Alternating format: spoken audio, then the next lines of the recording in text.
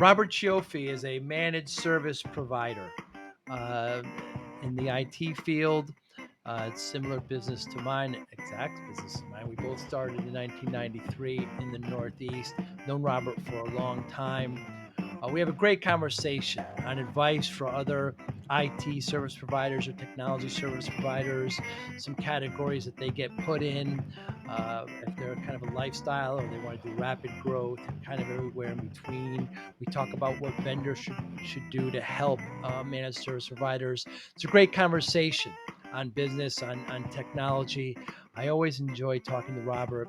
Really knowledgeable, been in the business for a long time. He now facilitates peer groups, still has his MSP, but a great conversation and some teaser on what vendor tax is and are MSPs overtooled.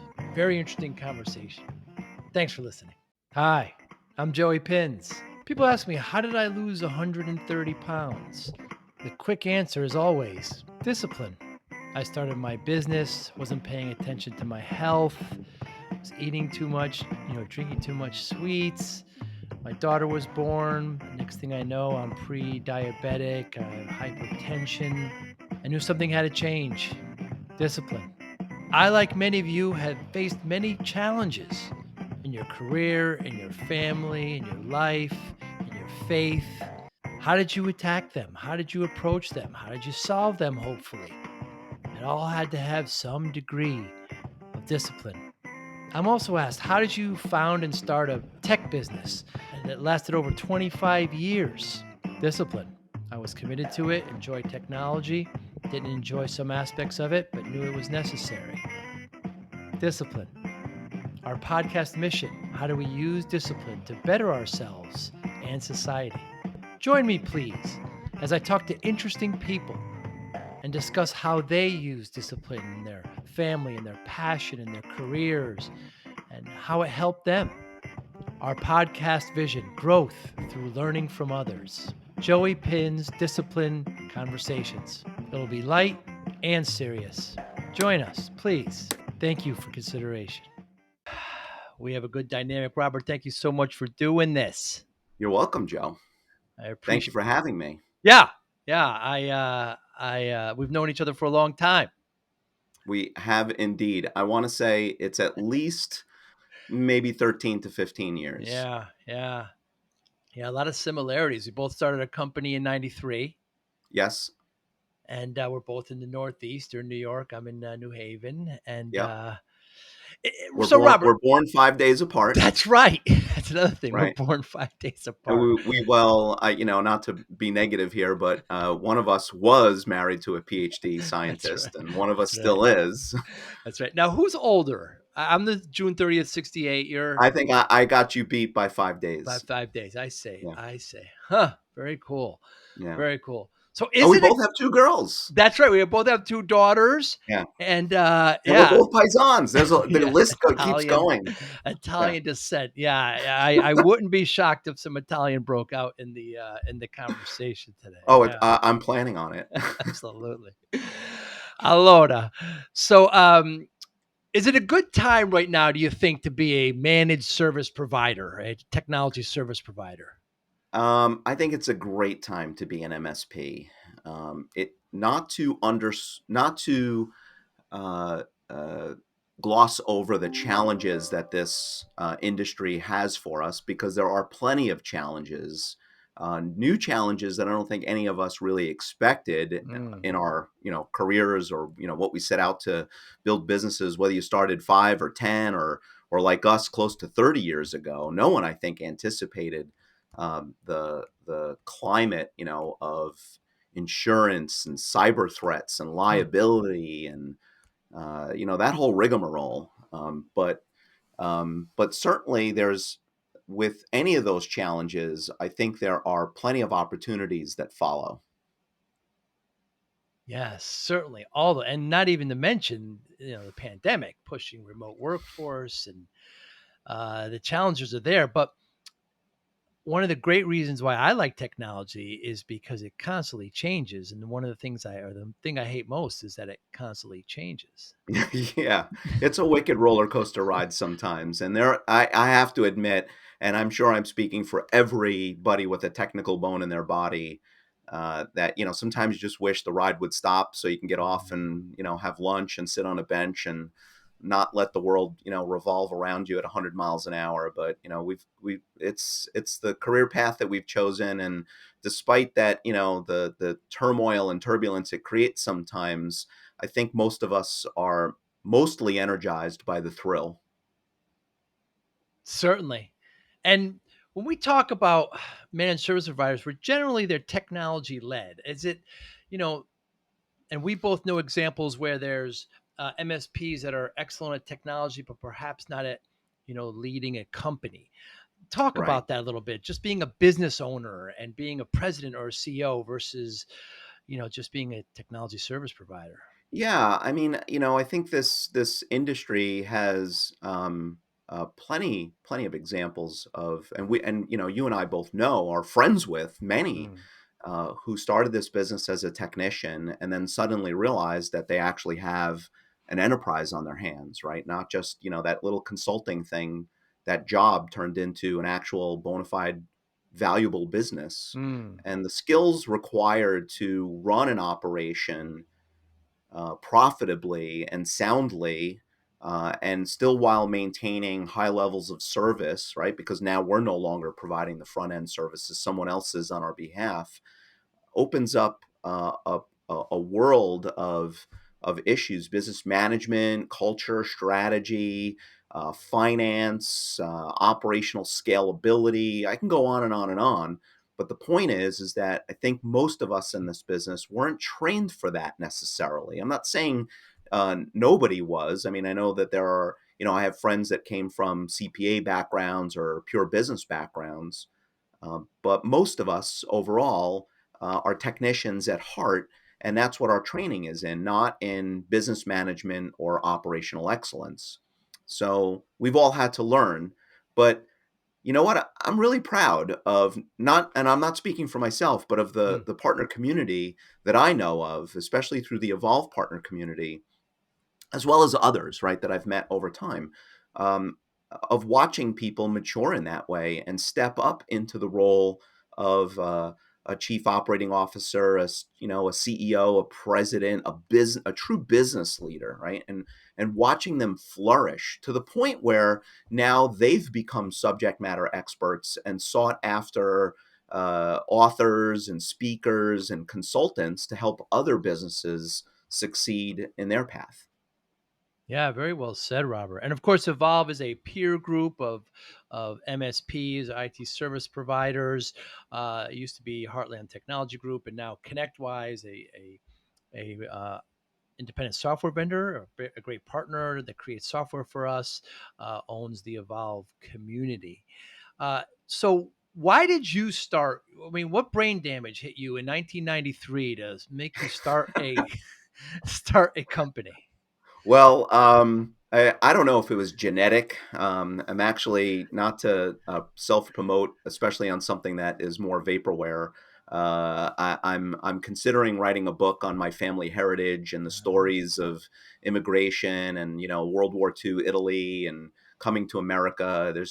I've listened to generations of, my mom and aunts and uncles and other relatives just tell these stories that I find are fascinating, Mm, but that entrepreneurial spirit has been in my family for generations.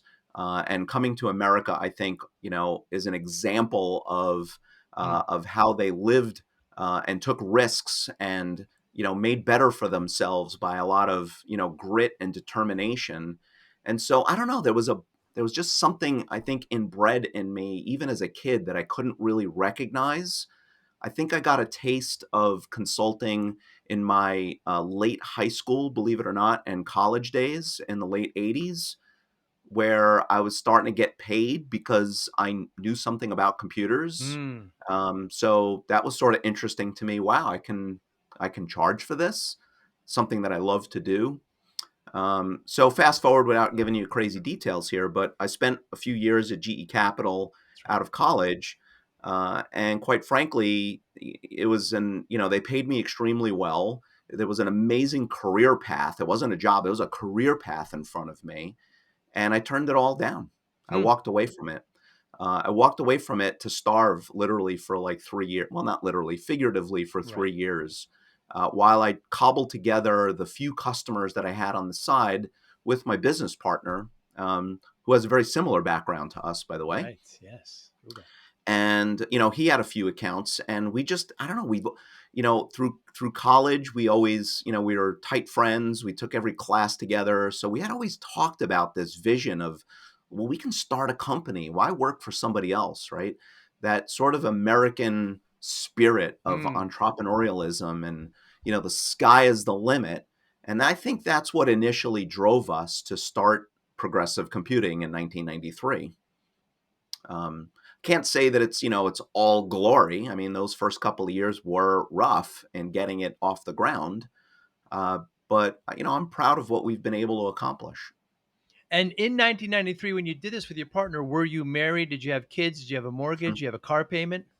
I was just talking about this because I was on vacation last week, and I had a lot of my family together, my mom and my three brothers and their wives, and we were kind of recounting, going through historical events, not just in the 30s, 40s, 50s, but also like in like what happened to us. And so I got engaged in November of '92, and then shortly thereafter decided I'm going to quit and start my own business. So I phoned Mm. my then fiance and said, "Hey, honey, I think we're going to need to put the wedding off for a little bit." She was super supportive, very, very on same page with me. So that it pushed off our wedding to 1995. Normally, I probably would have been wed within the year, probably like by the end of '93, I probably would have been married. So it delayed the wedding about 2 years. Our first child wasn't born until um, actually a few months after September 11th, so 2001. Still living at home at the time. So I was still able to, I was in a position to get the company off the ground Mm. without a lot of expenses or overhead, not having to worry about a mortgage or I did have a car payment, but I managed to, take care of my own other than the free rent that mom afforded me Mm. in those first 2 years. And you would think now there's a specific or perhaps an advantage where, we needed to put up servers and put up hardware and put up all these things in our office back then and, into the 2000s, whereas today they could just be born in the cloud. There's a specific advantage to that. Yeah, I mean, I often say that internally here, we get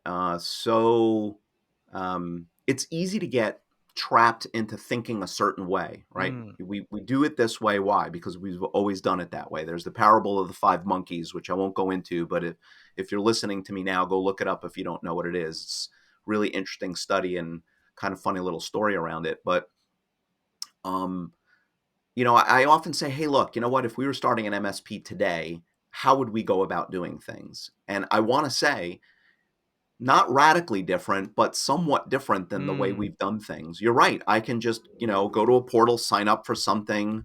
I don't need any hardware infrastructure. I don't even need employees. I can outsource Right. those as well, right? Right. I don't need a sales force. I can outsource that. Marketing, I can outsource that, right? You can literally, I can't, I can't necessarily say you do it well, but you could literally together a company using virtual resources, not be a virtual company as in employees who work from home or distant places, but literally no employees, right? Right. But still have teams of people working for you. It's very interesting how that infrastructure is work. So, I mean, you've teased us. You're going to have to tell us about the five monkeys. I don't know this parable. You don't know the five monkeys? I Well, I don't. mean, I'm gonna do a bad job of explaining it, but there was a study, and I don't know. Some people say that it was an actual study. Other people say it's just a story, a metaphor. But it's essentially they put five monkeys in a cage and they put bananas at the top of a ladder, and anytime a monkey tried to go get the bananas, they would shock him. and they would shock all the other monkeys too. So eventually, so what they did, the monkeys learned not to go to the top of the ladder. Then they Right. took a monkey out, put a new one in, who instantly went up to the top, and the other monkeys who were used to getting shocked would beat up that new monkey. Hmm. And so the story goes that they swapped out all the monkeys to a point where there were none of the original monkeys who had learned the behavior of getting shocked. They actually stopped shocking the monkeys.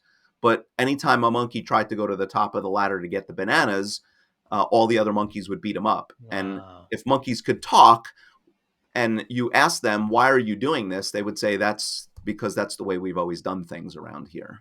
Right. So I probably didn't do a great job Very of interesting. explaining it in thorough detail, but that's it in a nutshell. Yeah, it's very true. I remember hearing this one story about how this recipe was passed down generations, where they had this big pot roast, and they would cut the ends off, and Mm. the child would say, "Well, why are you doing that?" She goes, "Well, that's the way my mother did it." So she went and asked the mother, "Why'd you do that?" "That's the way grandma did it." So she went to the great grandmother and said, "Well, the reason why we did that is because the pans are so small, we needed the room, so we cut the edges off." And so it got passed down where they Yeah. just didn't need to do that But the anymore. problem, right, the solution didn't require to be fixed, like there wasn't a problem anymore. Yeah, but the solution maintained. Yeah. Very interesting. And has the client back in '93, we weren't exactly doing managed services. We're doing more network support. I did a little Yeah. application development. Now it's kind of turned into what we call fixed pricing, and where it's actually it's evolved. Have the client's needs evolved since then to now? Oh, yeah. By tremendous orders of magnitude. I mean, what we did back then. In fact, Joe, what I often say is I've probably had 5 businesses since I've started Mm, because it morphs every 5 or 6 years what we yeah, do, right? We actually started this company doing mostly application development. I was building that's right. applications That's from right. scratch that were 100% character DOS based. I Hmm. mean, forget Windows. Mac was like a weird novelty on the side at the time. Nothing was, mouse or, graphical user interface. That's what we did. Right. And, DB3 and Clipper. yeah, I did Clipper, Uh, Clipper. I did X-based programming, and X-Base, yeah. I did it in Clipper. Clipper Us too. was awesome. Yep. I literally built applications from like a blank screen, flashing curtain, no lines of code, Yeah. and just built out. I can't even tell you the amount of hours. I can't even measure it in hours, months of man hours, you know, into development of code. And and like I said, like over time it kept changing. It went into, well, now I can buy accounting software with source code. And then, well, now there's this thing called NT and Novell. Let's install Mm, and it just kept morphing and more. And then we got into the break fix business and got out of the application development business because that was a little bit more lucrative, right? It was mm. quicker, faster money, right? Without these long cycles. Um, And no scope creep like in yeah, application. yeah. I mean, and you got to be a special breed to do application development. I think we could have stuck with it and done it, but we just made this choice to go into what seemed to be a better business model. I mean, remember in '93, a small business could have one, maybe 2 computers, Right. right? And that's what we were building for. But by the late '90s, networks were becoming extremely popular and the demand surged. So that's the business that we went after. And then since then, it's changed a few more times, right? And the Yeah. mode that we're in now, I think cloud is now definitely behind us, Mm. meaning it is like the standard, like who's not doing cloud services. There was actually a bug in Exchange Server on premise. Those are mail servers that are in your office. Who has those anymore? Well, they still Right. exist, but there was a Microsoft bug on January 1st where mail stopped flowing. And I had texted my team actually from a beach, believe it or not, Wow. when I was in Florida saying, hey, I got an alert. And do we have any left? Right. And the answer was resoundingly like, no, we don't need to worry about this. Um, so my point about that was that, cloud is the, cloud solutions are really for the most part, 85%, is the standard. Now it's become cybersecurity, right? And business risk and business liability. We're having discussions not about technology, but how technology solves business problems. Yeah. Yeah, it's very true. All too often, we you and I have some access to a lot of vendors, of course, being in the business, and they start promoting the features over value. And I think Yes, a lot of times MSPs make the same mistake. These are the features, and get a little too technical, and they should be talking about value to their absolutely. customers. Now, you're also a facilitator of MSPs, of these peer groups, and you work a lot with MSPs. We were, certainly in the same, not the same group, but in the same community. And Yes. so, what are some common things you see with MSPs? What are some advice you can give to MSPs today? Yeah, great question, Joe. And thank you for noting that. I've been facilitating two different peer groups within the Evolve community for the last several years. And it's afforded me a tremendous opportunity to not just lead the groups, but to listen and learn myself. Mm, It's just amazing. Even in a group, even in a member of one of my groups who might be, let's just say, on the lower side of the operational maturity level. Like, they're smaller, they still got a lot to learn, they're making tons of mistakes, but it's pure gold when they say something and like the rest of the group turns their head and goes, like, wow, that was like really, that was a mm, very poignant piece of advice that you just gave, and it really, like, changes the room. Um, the biggest piece of advice I can give you is just kind of what I'm talking about. Is you cannot be successful in this business without engaging in the community. And what I mean by that is not just engaging with vendors, right? The suppliers that make the tools and the solutions that we use, but you really need to get out there and meet your peers. You need to learn from them. You need to sort of check your ego at the door and just assume for the moment that you don't have all the answers, because you likely don't.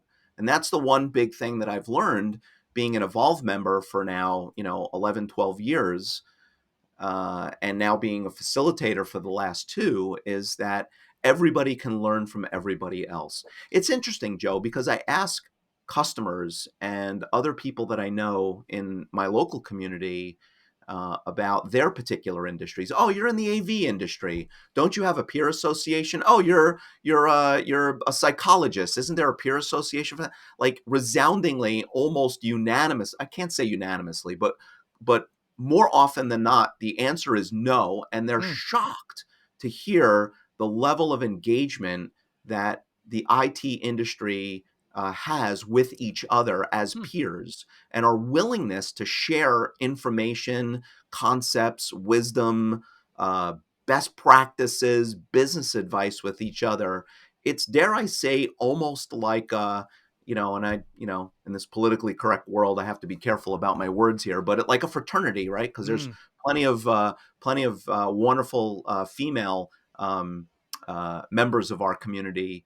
But if I can call it a fraternity in the sense of understanding the concept, that's the way it is. You just instantly bond with these people, and you instantly, at least, put some credence into what they're saying. So that's the biggest piece of advice: is get yourself plugged into the community, because it'll transform your business.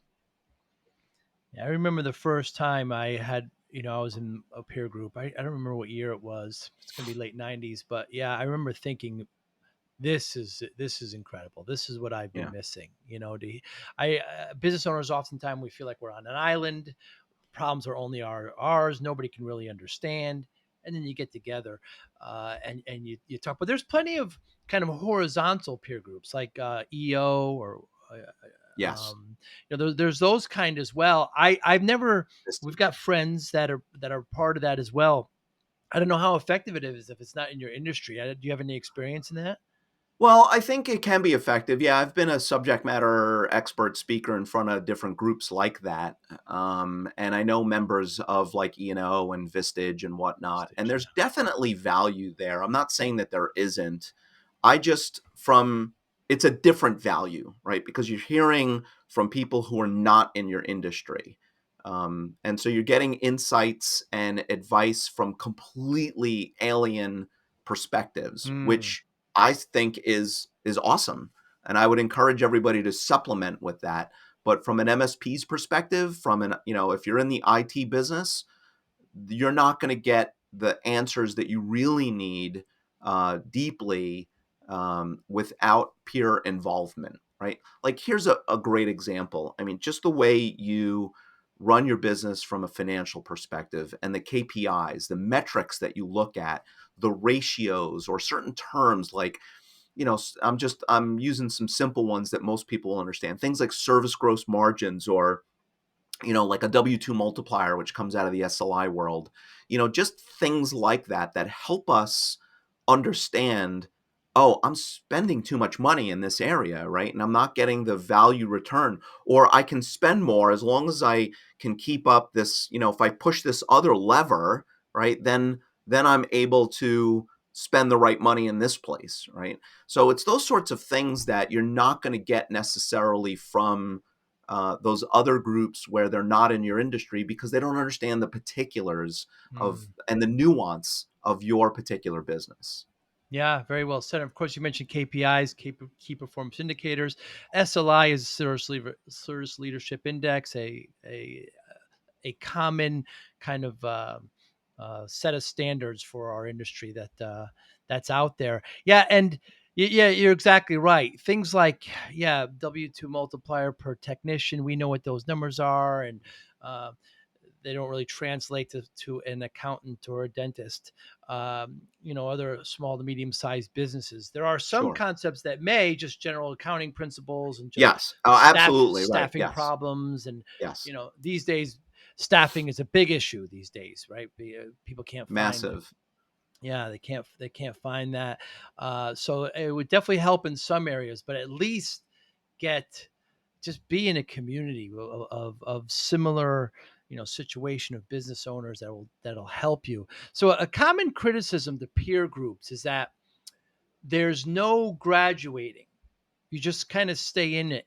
You don't get to a Hmm. certain point where you don't need it anymore. I've heard this criticism before. What are your thoughts?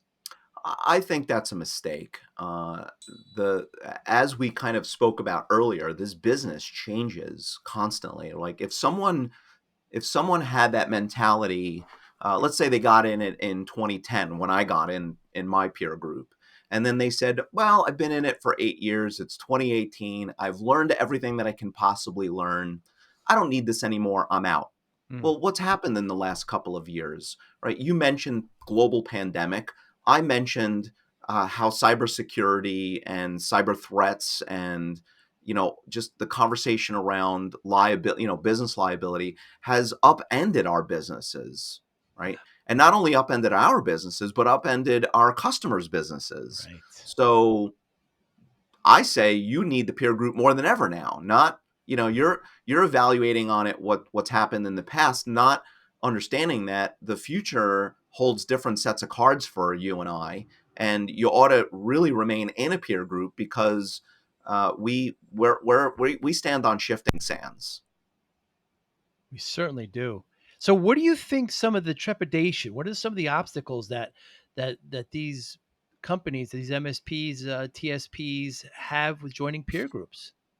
Uh, you know, it's an interesting question. I guess I'm going to venture into the world of psychology, although I'm Sure. not qualified to necessarily speak. These are my empirical observations, but I think what requires, from a personality perspective, to become an entrepreneur is a certain amount of ego, Mm, and that ego is very powerful and it's an effective tool in starting the business and having the gumption to get out there and slay dragons and move things forward and make deals happen. But that ego can serve you in a negative way if left unchecked. And I, quite frankly, in 2010 walked into my peer group thinking that our what didn't stink, right. right? I thought we were like, I'm looking around the room going, we're better than everybody else. Well, guess what? um, I don't want to say that we were the worst, but we certainly were not the best. Right. And that opened my eyes up to, yeah, like there's so much to learn out there. Even though, later on I became trusted enough to become a facilitator for two other groups. So that must say something about me, but I'm trying to still be humble here and say I still had a lot to learn, right? And I'm still learning even as a facilitator. Have to be open to learning. Absolutely. And Yes. generally speaking, in very wide kind of swaths, I kind of see MSPs and even small business medium owners kind of have one is kind of a lifestyle where they're very comfortable. They're making decent money. They're able to go on vacation. They're able to do hobbies. And then they have this other side that's, wants to grow rapidly and wants to continue to grow. So on that side, what do you think is stopping a lot of MSPs from growing? Well, I think you kind of hit upon it. I mean, in the Evolve peer group, without getting deeply into what their models, they call it modes. Like, what mode is your business in? But you kind of picked on, I'll say, sort of the two most common. I mean, Mm, even though they have a model that describes four different modes, but I'll say, yeah, there's more of that lifestyle business where it's like, hey, you know what? We're dropping 15% EBITDA on the bottom line every year.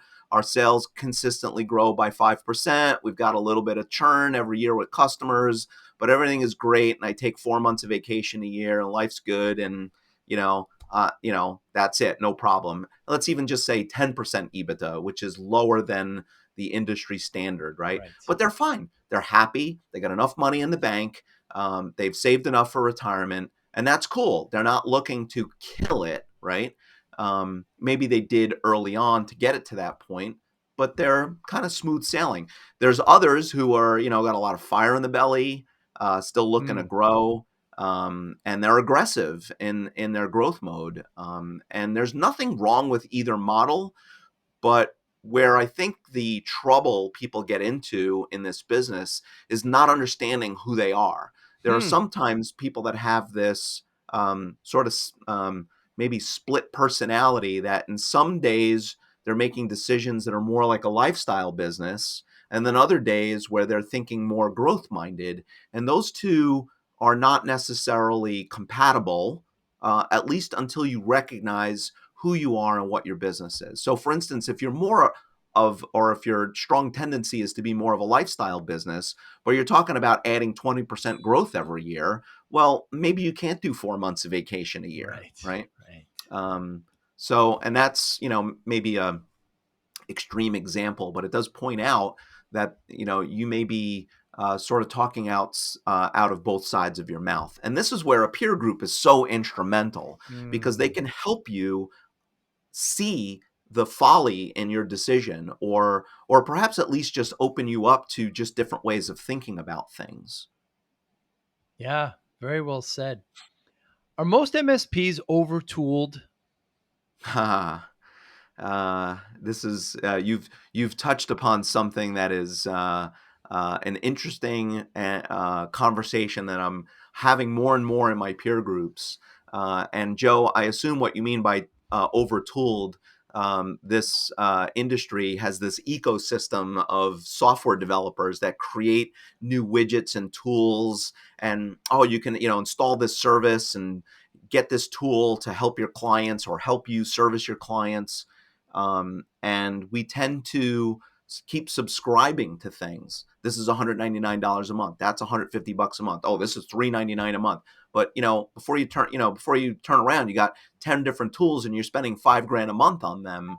And while they all have value, a lot of MSPs kind of get stuck in this mode of not extracting the maximum value out of all of them. And what I kind of mean by this is we'll subscribe to a tool, use the obvious and easy, let's say top 40% of the tool, but never take the time to put resources into, be it manpower, be it training, be it, the actual time into Hmm. extracting the other 60% out. So we tend to like go for the easy tips of the icebergs, so to speak, and then there's all this value underneath that remains untapped.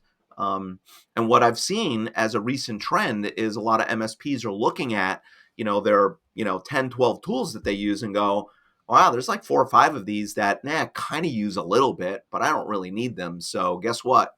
Like, we're axing it. Yeah, it's so true, and I think that that's a good segue to vendors and the partnership between MSPs and the companies that provide those tools and services to help them with their clients is an important one. What kind of uh, mistakes, what kind of issues do you see with vendors? What are they doing wrong? What are they doing right? How do they need to know Yeah. and understand the MSP better? Well, it's easy to, cast stones and point, oh, they're doing this wrong, they're doing that wrong. I don't want to make it sound like I'm that guy. I'm not. Hmm. I think vendors, for the most part, have gone through, and we've learned together, right? As the buyers of their services and products, and them as the creators of these products and services, we've learned as a community, because we're kind of in this thing together. Our Right. success depends on theirs, and vice versa. And they've learned to understand the day in the life of an MSP, right? And how we sell. Like, we don't sell tools. I don't sell your widget, right? I'm selling our breadth of services, which includes maybe your widget, right? Right. And I don't talk about your widget. I'm talking about my brand, not your brand. So they're in tune to that, and they've priced things that are more subscription based, because it's how we sell, right? These are just some examples of them getting in our heads, um, and understanding how we do business, so that they can help us, or help facilitate us doing better business with our customers. So I want to say, overall, the industry has matured greatly in that regard, and I applaud everyone who's in this industry for doing a great job with that. Now, does that mean that we're great? No, there's always room for improvement. One of the areas that I see is always troublesome to me is the onboarding process, right? Mm. I've subscribed to your product or service. How do you enable me to be super successful with it? And it's such a hard thing to do, because none of us have the time to put the resources into it, right? We went to a trade show, we saw something that was really cool, that solved some really important problems for us to be solved, and we've subscribed, yet we're not necessarily putting the right energy into it. And I think it's incumbent upon both us and the vendor to figure out ways to make that onboarding process as efficient, and also as in depth enough, right? That's that sort of tug of war, Hmm. right? Of how do I enable you to use this tool in a way that you're going to find that it's providing the maximum value for the money that you're paying us. So I see that as an issue, and just ongoing account management. Here's the other interesting thing, and this kind of goes back to the early part of our conversation about software development and how we both got into this business. We both know that software and features and technology changes super fast. So that tool that I subscribed to, or that I purchased 2 years ago, has like 25 revisions to it since then. Right. Right. And I can't tell you how many times I catch myself, this company, or even my peers that go, "Oh, we use that. I didn't know it could do that." Right? Mm. Because it's hard to keep on top of these things. Um, so I don't know how we solve that, quite frankly, but I think me bringing it to light, and I'm not doing anything really all that you know spectacular here. All I'm just doing is regurgitating what I hear. But I think the awareness that that is a problem is the first step, and we just have to figure out better ways of digesting that. Oh, we send you our newsletters. Okay, great. Where do they go? Oh, they're in my spam filter. Mm. Like, I'm not even reading what the new features are. um, it's and when you're small, you can do it. When you get to a certain size, 20, 30 employees, 40 employees, it's hard to stay on top of everything, right? And I would imagine there's another inflection point when you're much bigger. That's when it justifies hiring a person to concentrate on these things. But a lot of MSPs are sort of in that middle ground where, you're doing so many things, it's hard to concentrate on those. It's very true. I can remember specifically seeing some of my vendor partners at trade shows and just walking up to the booth, say, how's it going? And then, Joe, did you know we have these, the revision came Nope. out? And no, did not know that Yeah. at all. So we, Yeah. oftentimes the trade shows, I think the mindset of a lot of vendors is net new, net new. How many more can we bring on? I think they Yeah. also need to have the mindset of, hey, we're also going to deeper engage to our current base. Those are very wise words, Joe. I totally agree with that. That would be any vendor listening to this should really pay attention to that point. It's not just about net new, it's about re-engaging with your existing base and making sure that they know, or like every like they and vendors will openly talk about this with, Mm, like, we don't have enough wallet share from particular partners, meaning like us, right? They haven't fully, they're either not using all of their products and services for all of their customers, or we're just kind of scratching the surface on the use of those tools. So we become a flight risk for them, right? Because if I'm only using the top 20% of your tool or your product, not using the other 80%, guaranteed your competitor is showing me the other that's 80% right. when I'm speaking to them, and I'm going to go, oh, yours is much better, and I'm going to switch over. Like, so this, it's a challenge, and I don't necessarily envy vendors for that, but it's a community, and I think the right-minded people invest into the relationship to drive as much value as we can out of them. Yeah, very good point about that. Competitors may show some features and that you didn't even know your product may have. And Yeah. I've heard the term partner tax, because the big shows are very expensive for these vendors. So what they're thinking about is, is it worth? What's the ROI? Did we get new partners? Did we?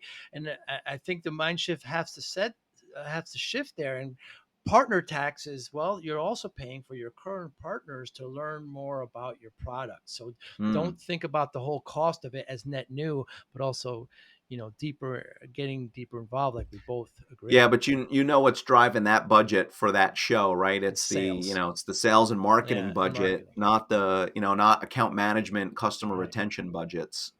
Yeah, and deeper engagement. Yeah, that's a very, very great lesson for all you vendors out there listening. Yes. Need Yes. to understand. A lot of those shows already have your partners, but they want to dig deeper. Eh, Overall, do you think that the vendors understand MSPs? I think it's a good blanket statement. Yeah. I mean, I think the ones that don't are not necessarily the vendors themselves, the companies, but maybe some newer employees, So I always try to make an effort if I'm engaged with, vendor X or Y or Z, if they've got a new representative. I try to engage with them to, like, hey, do you got any questions for me about my business? Like, you already sold Mm, me, right? Like, but I'm trying to be helpful back, just to say, is there anything I can do to help you understand more about this industry?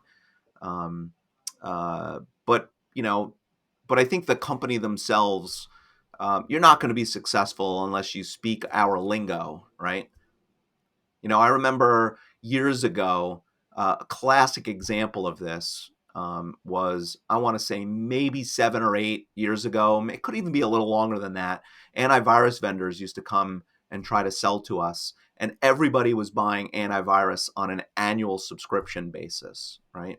And then one antivirus vendor finally listened to the MSPs, and the MSPs were clamoring for, but I charge my customers per user per month. Can't you bill me the same way? Now, think about that, really, for anybody listening, whether you're in right. this space or not. I mean, it's not a big stretch to conceive that, yeah, we could probably just change our billing, right? Like, what's the harm in that? And man, they exploded. Webroot. Yeah. Yeah, it was Webroot. Yeah, I know. They, Yeah. they, everybody was signing up for that, purely because of the way they build. Now, think about that just for a minute. It's Let's wonderful. really digest what I've just said, Yeah. because it's very profound. I wasn't buying on features. I wasn't buying on product efficacy or reputation, right? You didn't have a better widget or a better mousetrap. You just billed me the way I wanted to be billed. Right. And that made all the difference in the world. I mean, listen, obviously the product had to have a certain quality to it, but in those days I used to joke, like, you all suck. It just matters which one of you sucks the least. Um, And because, we were all like, we're all frustrated by Right. it, but like we all still needed a good solid antivirus tool, and they had one, but the way they build for it made it very attractive. And you know what? MSPs need to learn from this too. We've been, we've got a little philosophy here internally. We don't call our clients or customers, we call them partners. Mm. So we've tried to adopt a partner-centric lens in everything that we do. And I actually challenged our finance team to start thinking about the way we bill our customers and what what are the things they complain about to us? What are their pain points or confusion? Where are the friction points? Start looking at your department from their lens, and then start thinking about ways that you can change our behavior so that it makes life easier for them. Yeah, what a wonderful example there. And the beginning of it where you said, once you get onboarded, ask the vendor, what do you need to know about my business? There'll be so many MSPs that will offer that up, and the MSP can learn. And then get the example of the one antivirus. I did the same thing. Forza did the same thing, and we just assumed all the features and it was just as good as the other. But again, Yep, they just billed monthly, and that made the yep. world of difference. We didn't have to And do they anything they salesy. cleaned Oh, house. they did. They took over. Everybody moved to them. Everybody moved to them. Yep. Absolutely. Yeah, that's a great example. And actually forgot about that. I appreciate you bringing that up. Hey, Robert, what motivates you? Huh. Um, that's a great question. I mean, there's a lot of things that motivate me, right? Just this desire to succeed, and reach my potential. Like I have two girls, one in college, one in middle school, and and they're brilliant. I mean, they're way smarter than I am. Yes. They we've always My wife and I have always been on this page of, we're going to hold you accountable to what your potential is, Hmm. because we live our lives that way too. Like, if your potential is a B, then that's what we want you to get. Like, if you get an A, that's awesome, but like if you're getting C's, like that's no bueno, because your real potential is a B.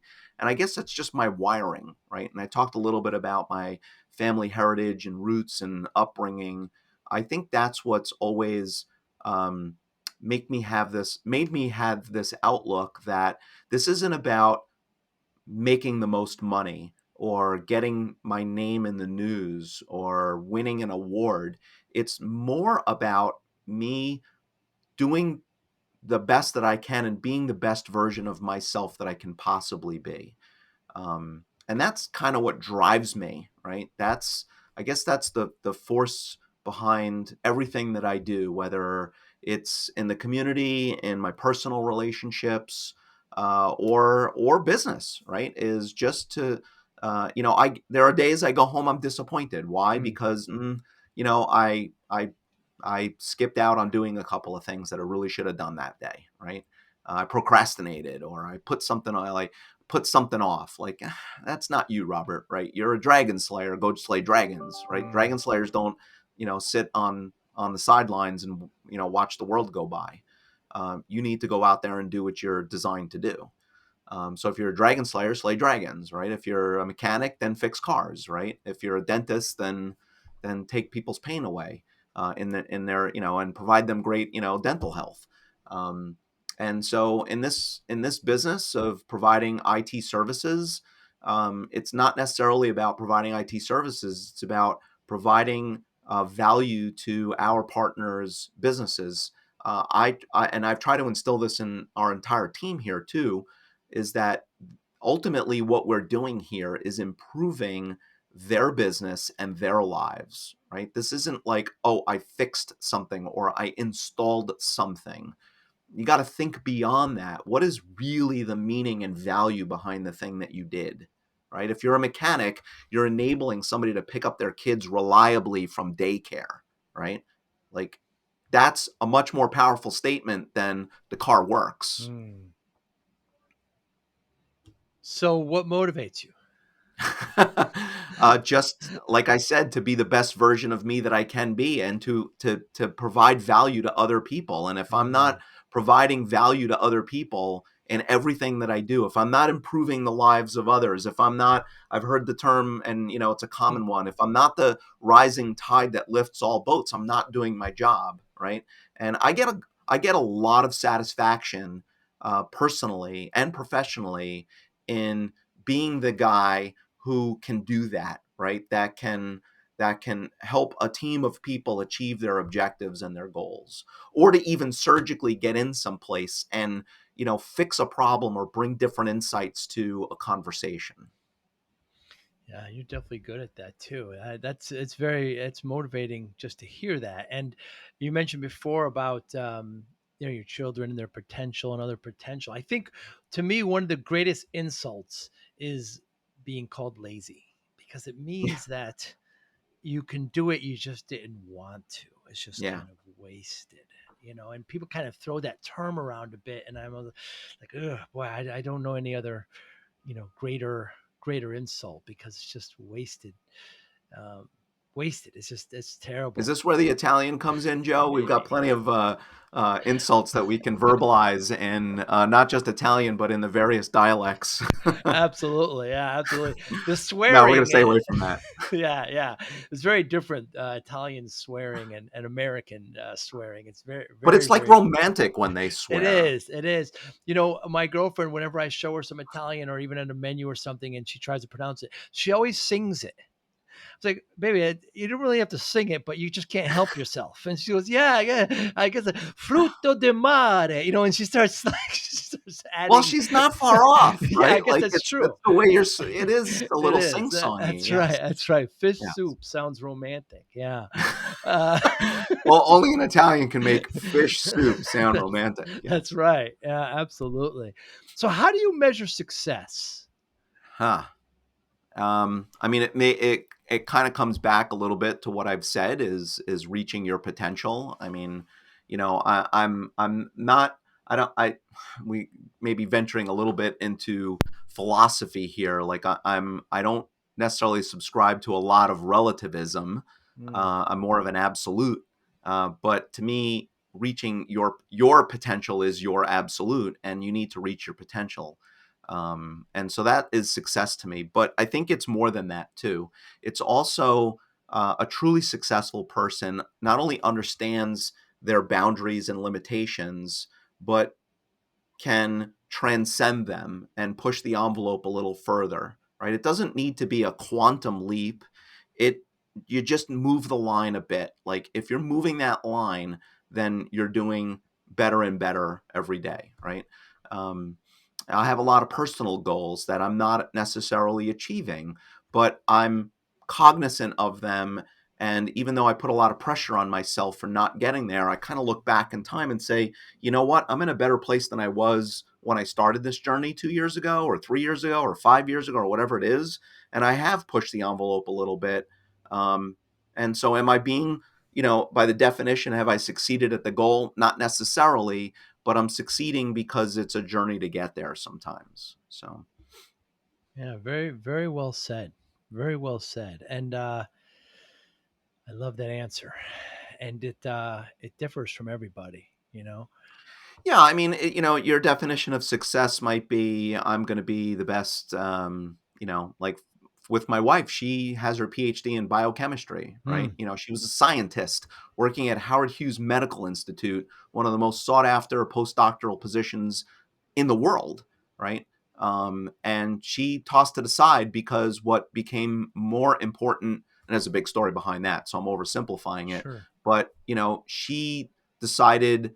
Um, we decided together, but it was really kind of like her driving this, is that we wanted to raise a family together, right? And so she has become like the absolute best, you know, mom that I think, is out there. She Mm, has done a phenomenal job with our children and making the household run and being supportive of me in my business, and even now re-engaging in the workforce in a different capacity.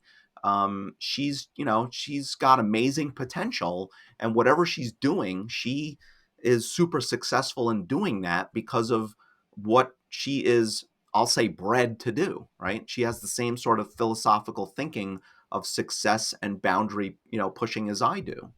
When she was interviewing for a position that was not in her field, they were like, "Why do you want to do this? You got your PhD in biochemistry." She was and her answer was sincere. Sounds like a challenge, and it would be a lot of fun.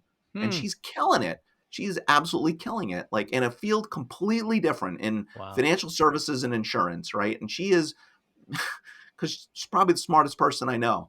Um, One of my brothers might take exception to that. So sorry, Al. But Monita is really, really, she's a genius. She's really like the sharpest tool that I know out there. Very interesting. Very, very cool. Robert Cioffi, thank you so much for your time today. What a pleasure. One of the great things I love about you, by the way, is not you continue to elevate, what you do in your business, but you turn it around and you facilitate, you help other MSPs. You're certainly not doing that for the money. You're No, I feel you're doing that because you just love, as you outlined today, you just love to help and be one of the elements in helping people grow. it's an honor and a privilege to be part of that community, and uh, to be in the position of facilitating two groups like this. If I can help each one of those members, and I have a total of 20 members in my two groups, 10 in each. If I can help each one of them in some small marginally 5% improvement in their life and in their business, then I mean, when I get to the pearly gates and St. Peter is going down the nice and the naughty list for me, hopefully I have a lot more check marks in the nice column. Because you're right, I'm not doing it necessarily for the money. I'm doing a lot of it for just this desire to help others, and this calling inside to just be as helpful as I can, and the satisfaction I get from it. Yeah, very good. Thank you so much for your time today. Love talking to you. I know the listeners will too. How can we get in touch with you? If anybody wants to get in touch with you, how can they do that? Sure, they can find me on LinkedIn. I mean, I'm a LinkedIn kind of denizen or lizard out there. I'm always kind of putting weird, quirky things out there. So you can just look me up, Robert Cioffi, Cioffi. You can email me at robertc@progressivecomputing.com. I know that's a mouthful, so I'll say it again. It's just Robert and then C for Cioffi at progressivecomputing.com. And Joe, I know we said we're going to talk a little Italian, so I'll say il piacere è tutto mio, which means for you non-Italian speakers, the pleasure is all mine. I agree. Grazie. Grazie mille. Robert Shofi, you be well. And I know we're talking all the time, almost daily. I look forward to continuing that relationship. Thank you so much for your time today. Joe, thank you for your friendship too. I really appreciate you. Appreciate you as well. Robert, be well. Okay. Ciao. Live long and Arrivederci. prosper. How do you say that in Italian? Do you know? Uh, um, Live long and Vive prosper. lungo e prosperi. I, Mm. I took a quick stab at that. I probably goofed it Yeah, up. yeah. I wonder if there's You a. put me on the spot. I remember in Italy we used to see Star Trek, and it was spazio, l'ultimo frontiera. Space, the final frontier. It was always the beginning of the little. Robert, thank you so much. You be well. Okay. Ciao. Ciao, ciao, bello. Ciao. Thank you for listening and/or viewing Joey Pin's Discipline Conversations. Please share this episode with one or two of your friends who you think may benefit from the episode. Our website, www.joeypins.com. There you'll find lots of resources and you could join our mailing list. Please follow us on all our social media, Instagram, Twitter, and Facebook. Podcast information, the video version of our podcast is on YouTube. Please subscribe. Audio is on all major podcasting platforms. Please follow them. And if you like it, please consider giving 5-star rating. Would really appreciate that. Would you like to financially support the podcast? You can go to our Patreon site. Consider $5, $10, or $20 a month. There's all kind of plans that we have there. There's like a one-time payment. What is this podcast episode worth to you? $25, $50, $100, $500, $1,000, $5,000. You be the judge. You can go to our PayPal account to do that as well. Thank you again for listening or watching Joey Pin's Discipline Conversations.